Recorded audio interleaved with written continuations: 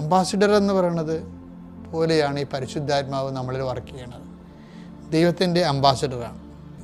ഈ 2-3 രാജ്യങ്ങളുണ്ടല്ലോ, ദൈവരാജ്യം, ലോകരാജ്യം, പിന്നെ നരകരാജ്യം. അപ്പം ദുഷ്ടാത്മാവ്, ലോകാത്മാവ്, ദൈവാത്മാവ്.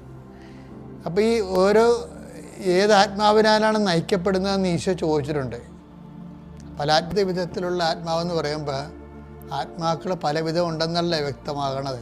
ദൈവാത്മാവിനാൽ നയിക്കപ്പെടുന്നവർ ദൈവത്തിൻ്റെ മക്കളാണെന്ന് നമ്മൾ പൗലോസിൻ്റെ ലേഖനത്തിൽ വായിക്കുന്നുണ്ട്. അപ്പോൾ ദൈവത്തിൻ്റെ ആത്മാവിനാണ് നയിക്കപ്പെടുമ്പോൾ നമ്മൾ ദൈവത്തിൻ്റെ മക്കളാകും. അതാണ് ഈ അംബാസഡർ ഇന്നെന്ന് പറയണത്. ദൈവത്തിൻ്റെ പരിശുദ്ധ അംബാസഡറായ പരിശുദ്ധാത്മാവ് നമ്മളിലുള്ള സമയത്താണ് നമ്മൾ ദൈവമക്കളായിട്ട് മാറുന്നത്. അംബാസിഡർ എന്ന് പറയുന്നത് പോലെയാണ് ഈ പരിശുദ്ധാത്മാവ് നമ്മളിൽ വർക്ക് ചെയ്യണത്. ദൈവത്തിൻ്റെ അംബാസിഡറാണ്. ഈ 2-3 രാജ്യങ്ങളുണ്ടല്ലോ, ദൈവരാജ്യം, ലോകരാജ്യം, പിന്നെ നരകരാജ്യം. അപ്പം ദുഷ്ടാത്മാവ്, ലോകാത്മാവ്, ദൈവാത്മാവ്. അപ്പോൾ ഈ ഏത് ആത്മാവിനാലാണ് നയിക്കപ്പെടുന്നതെന്ന് ഈശോ ചോദിച്ചിട്ടുണ്ട്.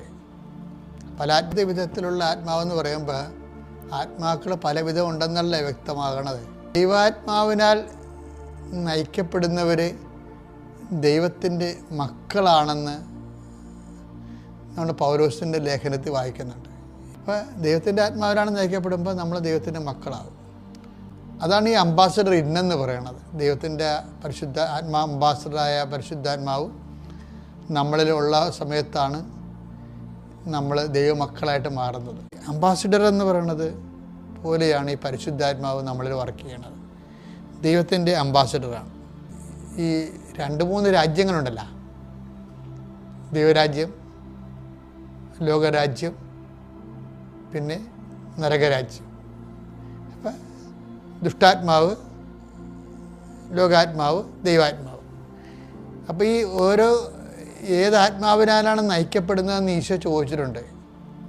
പല വിധത്തിലുള്ള ആത്മാവെന്ന് പറയുമ്പോൾ ആത്മാക്കൾ പലവിധം ഉണ്ടെന്നല്ല വ്യക്തമാകണത്. ദൈവാത്മാവിനാൽ നയിക്കപ്പെടുന്നവർ ദൈവത്തിൻ്റെ മക്കളാണെന്ന് നമ്മൾ പൗലോസിൻ്റെ ലേഖനത്തിൽ വായിക്കുന്നുണ്ട്.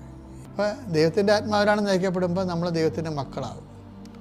അതാണ് ഈ അംബാസഡർ ഇന്നെന്ന് പറയണത്. ദൈവത്തിൻ്റെ പരിശുദ്ധ അംബാസഡറായ പരിശുദ്ധാത്മാവ് നമ്മളിലുള്ള സമയത്താണ്